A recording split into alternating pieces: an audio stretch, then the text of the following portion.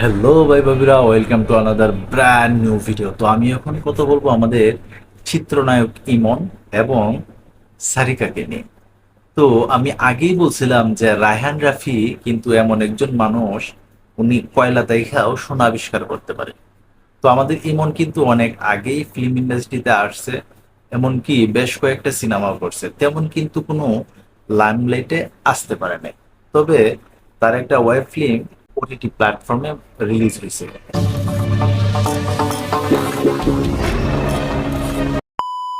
যেটা কিনা কয়েকদিন ধরে আলোচনা চলতেছে।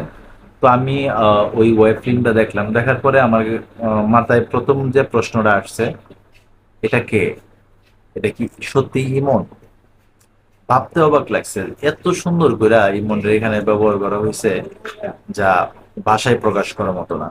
আমরা নতুন আর একটা ইমনরে কিন্তু খুঁজে পাইছি। তো রায়হান রাফি যে কেন সেরা ডিরেক্টর, ওইখানে কিন্তু তার পরিচয়টা পাওয়া গেছে। অতি সাধারণ একটা গল্প, অতি সাধারণ। আমাদের গতানুগতিক যে লাইফস্টাইলের মধ্যে আমরা পাশে যে গল্পগুলা দেখি, সেম ওই ধরনেরই একটা গল্প। ওইটারে এত সুন্দরভাবে ফুটায় তুলছে যা সত্যি অবিশ্বাস্য।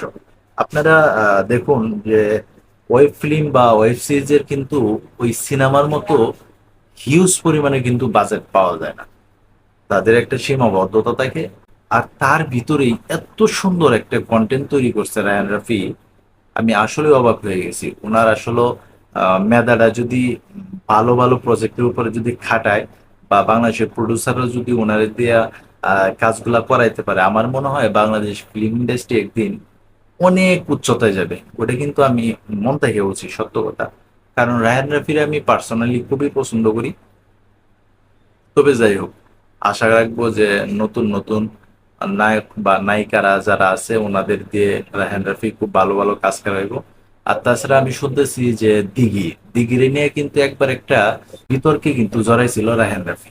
অবশেষে সেই দিঘিরে নিয়ে কিন্তু একটা ওটিটি প্ল্যাটফর্মে আরেকটা কন্টেন্ট তৈরি করতেছে রায়হান রাফি। তো দেখা যাক ওইখানে দিঘিরে কিভাবে ইউজ করা হয়। তবে মূলত ইমন এবং সারিকাকে দেখে আমি কিন্তু সত্যি অবাক হয়েছি। ইমনের এই ধরনের অভিনয় আমি আর কখনো আগে দেখি নাই। আরেকটা সিনেমাতে আমি দেখছিলাম যেখানে ইমনকে আমার পার্সোনালি ভালো লাগছিল, সেটা হচ্ছে পাসওয়ার্ড সিনেমায়।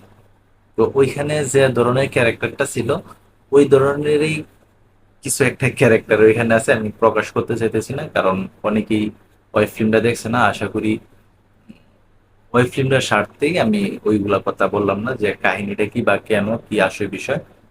তো এই ছিল এখনকার মতো ভিডিও। তো সবাই ভালো থাকবেন, সুস্থ থাকবেন, কাছে মানুষটা ভালো রাখবেন। ধন্যবাদ সবাইকে। আল্লাহ হাফেজ।